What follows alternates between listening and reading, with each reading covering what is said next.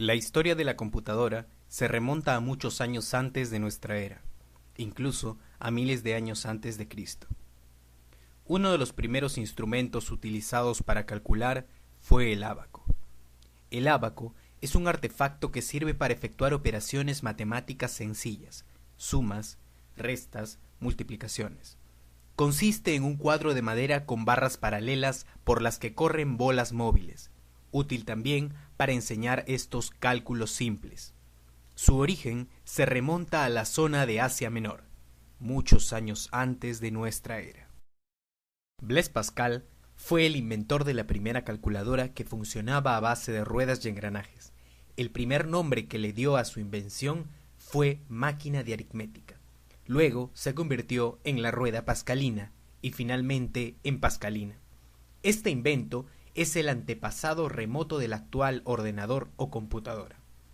Fue en el año 1642, con 19 años, que Blaise Pascal concibió la idea, con el fin de facilitar la tarea de su padre, que acababa de ser nombrado superintendente de la Alta Normandía por el cardenal Richelieu, y que debía restaurar el orden de los ingresos fiscales de esta provincia. Su invento permitiría sumar y restar dos números de manera directa y hacer la multiplicación y división por repetición. En 1645, después de 3 años de investigación y 50 prototipos, Pascal presentó su primera máquina dedicada al canciller de Francia, Pierre Séguier. Construyó una veintena de pascalinas en la década siguiente, mejorándolas con frecuencia. 9 de estas máquinas han sobrevivido hasta hoy en día. Un privilegio real promulgado por Luis XIV le dio la producción exclusiva de máquinas de calcular en Francia. En 1951, la que está considerada como la primera computadora, que se llamó Sally, fue ampliamente comercializada, con el nombre de Univac I, y comenzó a funcionar con éxito. En 1952, la computadora Univac se utilizó para realizar el recuento de votos en las elecciones presidenciales de Estados Unidos. El resultado victoria se conoció en 45 minutos, luego de que se cerraran las mesas en los colegios electorales.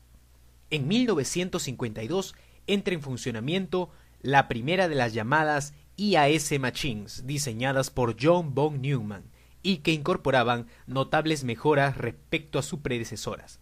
Y en 1962, Steven Russell creó el primer juego para computadoras, Space War. Primera generación de computadoras, 1938-1958. En esta época, las computadoras funcionaban con válvulas, usaban tarjetas perforadas para entrar los datos y los programas, utilizaban cilindros magnéticos para almacenar información e instrucciones internas, y se utilizaban exclusivamente en el ámbito científico o militar. La programación implicaba la modificación directa de los cartuchos y eran sumamente grandes, utilizaban gran cantidad de electricidad y generaban gran cantidad de calor, y eran sumamente lentas. Debido a esto, la comunicación era breve. Segunda generación, 1955-1963. Las características de esta generación era que la mayoría de las computadoras utilizaban transistores para procesar la información.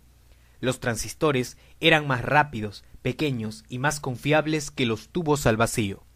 200 transistores podían acomodarse en la misma cantidad de espacio que un tubo al vacío.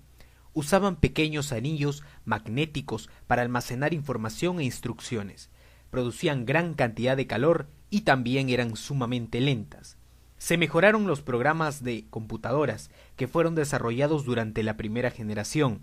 Se desarrollaron nuevos lenguajes de programación como COBOL y Fortran, los cuales eran comercialmente accesibles. Se usaban en aplicaciones de sistemas de reservaciones de líneas aéreas, control de tráfico aéreo y simulaciones de propósito general. La Marina de los Estados Unidos desarrolla el primer simulador de vuelo, computadora Whirlwind. Surgieron las minicomputadoras y los sistemas de terminales a distancia. Se comenzó a disminuir el tamaño de las computadoras.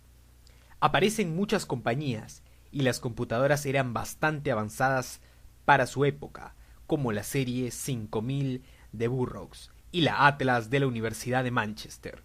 Algunas computadoras se programaban con cinta perforadas y otras por medio de cableado en un tablero. Tercera generación, 1964-1970. Comienza a utilizarse los circuitos integrados, lo cual permitió abaratar costos al tiempo que se aumentaba la capacidad de procesamiento y se reducía el tamaño de las máquinas. La tercera generación de computadoras emergió con el desarrollo de circuitos integrados, pastillas de silicio, en las que se colocan miles de componentes electrónicos en una integración en miniatura. El PDP-8 de la Digital Equipment Corporation fue el primer mini ordenador. Cuarta generación, 1971-1983. Fase caracterizada por la integración de los componentes electrónicos, lo que proporcionó la aparición del microprocesador, es decir, un único circuito integrado en el que se reúnen los elementos básicos de la máquina. Se colocan más circuitos dentro de un solo chip, LSI, Large Scale Integration Circuit, y VLSI, Very Large Scale Integration Circuit. Cada chip puede hacer diferentes tareas. Un chip sencillo actualmente contiene la unidad de control, la unidad aritmético-lógica. El tercer componente, la memoria primaria, es operado por otros chips.